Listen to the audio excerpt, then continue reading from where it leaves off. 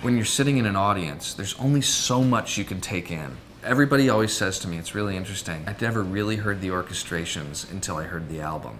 Hi, I'm Kurt Deutsch, and I'm a cast album producer.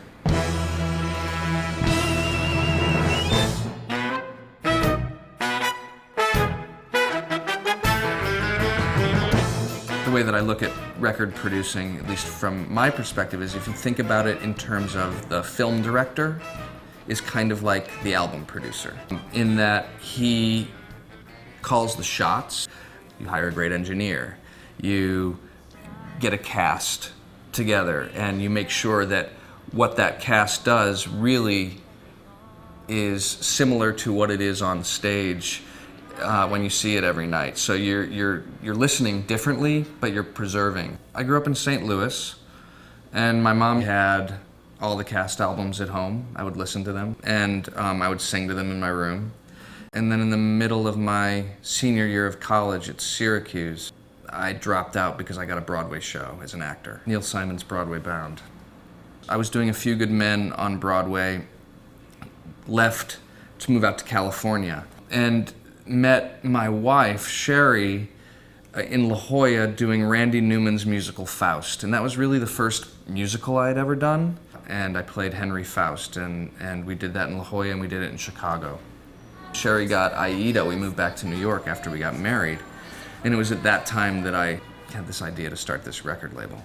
Shikaboom started out to bridge the gap between rock and roll and theater. It's kind of really post-Rent, and it was albums by Broadway artists who were interested in not necessarily making show tune records. So we would do concerts at midnight, and we really created a community. Our company is small, and we can do things and take care of things and care, I think, differently than a major corporation can necessarily do.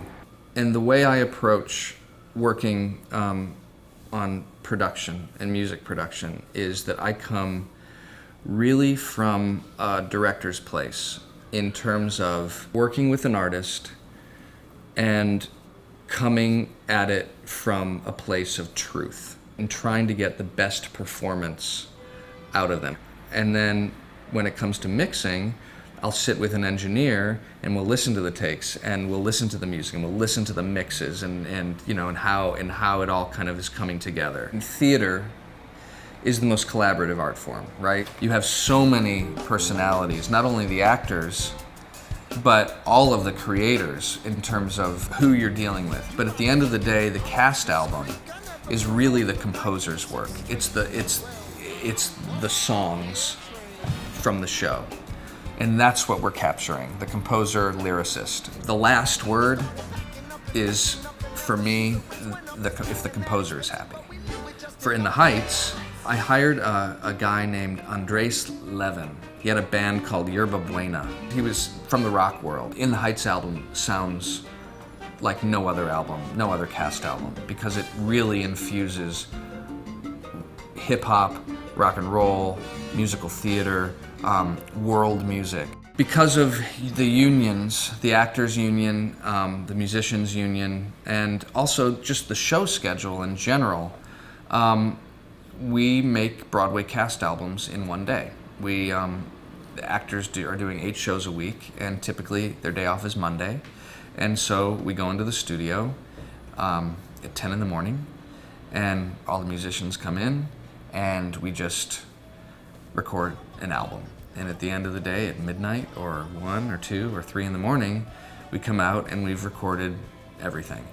Because Broadway shows and off-Broadway shows, musicians play this music every single day. So as long as we create a recording environment that allows them to be able to do this with as much what I call isolation, so that we can, in the mix, be able to mix it well and edit it well, we can get what we need with probably 2 or 3 takes per song. For each record, we really look at what the project is and what the vibe is that we ultimately want and what it wants to sound like and create it special. I mean, there's no kind of rule. Hair was actually the most interesting recording day that we had because, interestingly enough, if you listen to the Hair album, almost everybody is in almost every song. We actually ran it from the top of the show, and we started with the overture and we went down to the end. And we gave all of the actors little kind of mic scripts where what mic they would be singing on for every single song. And so each actor basically said, oh, for Aquarius, I'm here. For this song, I'm here. And basically we went down, we did 3 takes of each song, and we started at the beginning, and we did it like a show. And I'd never done it like that before. I wanted it to have this real organic, real live, I wanted to create that sense of tribe, that sense of community that the show represents. And that was the exact opposite of something like White Christmas, where we recorded the music and then we put actors on top of it, and then we had an ensemble come and basically sing on top of the other actors who were performing, and kind of layered it that way, much more old-fashioned way of making a record. The preservation of the cast album, just in terms of history, is vitally important because theater is a live medium, and the cast album a lot of times is all that you have to remember it by. And the fact that I'm part of actually either inspiring or hopefully carrying on the tradition of this legacy of what is theater and musical theater is something I don't take lightly at all, and consider a tremendous responsibility.